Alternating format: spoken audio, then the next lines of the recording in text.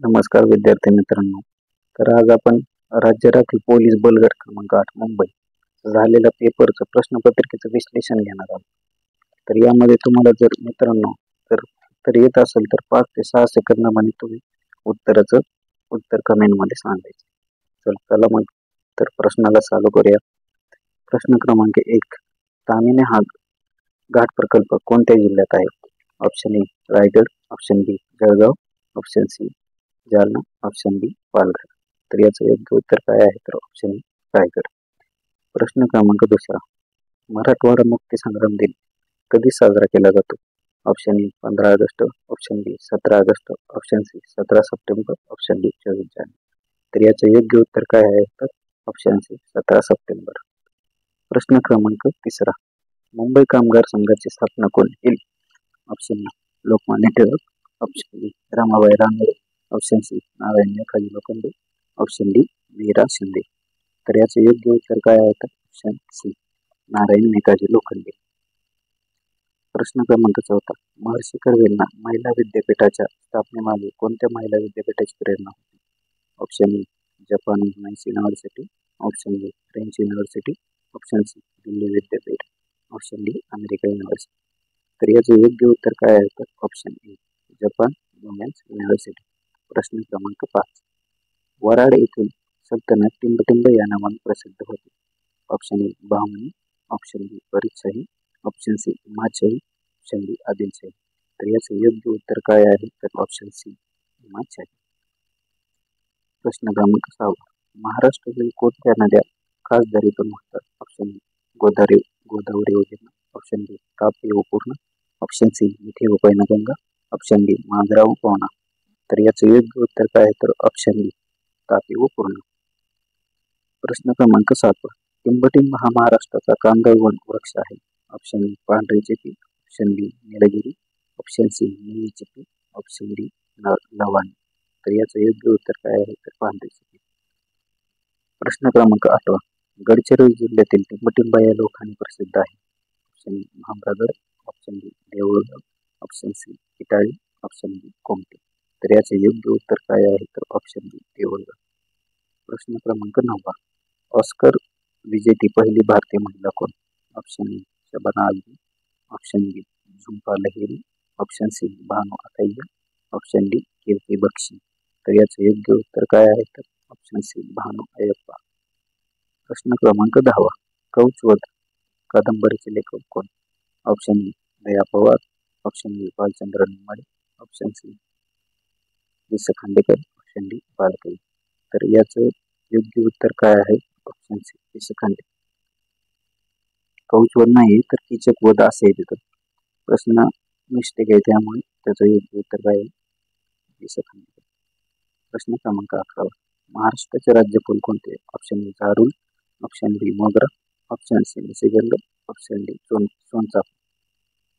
तर याचं योग्य उत्तर काय आहे? झारूल. टिंबटिंब या पेशीमुळे प्रकाशाची तीव्रता समजते. ऑप्शन कोण, ऑप्शन बी वक्र, ऑप्शन सी दंड, ऑप्शन डी यापैकी नाही. तर याचं योग्य उत्तर काय आहे? तर ऑप्शन सी दंड. प्रश्न क्रमांक 13. बॅरोमीटर दाब कमी होणे कशाचे लक्षण आहे?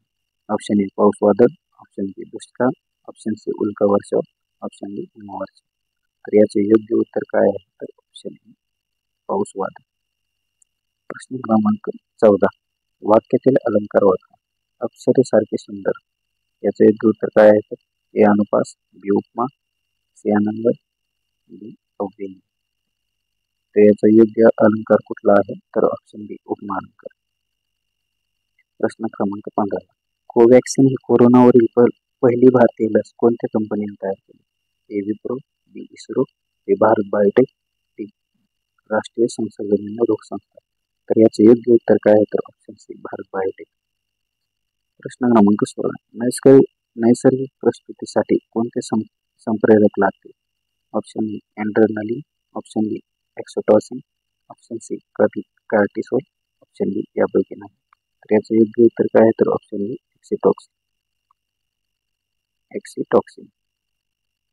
आता डायरेक्ट प्रश्न जातो 22. 16 नंतर. प्रश्न क्रमांक 22. बुडापेस्ट ही कोणत्या देशाची राजधानी आहे? Option A Hungary, option B Germany, option C Spain, option D Italy. तर कुठले आहे? तर ऑप्शन ए हंगेरी. प्रश्न क्रमांक 23. युनेस्को ही संस्था कोणाशी संबंधित आहे? ऑप्शन ए पर्यावरण, ऑप्शन बी मुले, ऑप्शन सी बेरोजगारी, ऑप्शन डी युद्धग्रस्त लोक. युद्धग्रस्त लोक. तर युनेस्को संस्था कशी संबंधित आहे? तर मुलांशी संबंधित आहे. प्रश्न क्रमांक 24. मद्यपानामुळे टिंबटिंबचा अभाव होतो. ऑप्शन ए ब जीवनसत्व, ऑप्शन बी ड जीवनसत्व, ऑप्शन सी क जीवनसत्व, ऑप्शन डी अजीवनसत्व. तर कशाचा विकार होतो? ऑप्शन ए ब जीवनसत्वाचा अभाव होतो. प्रश्न क्रमांक 25.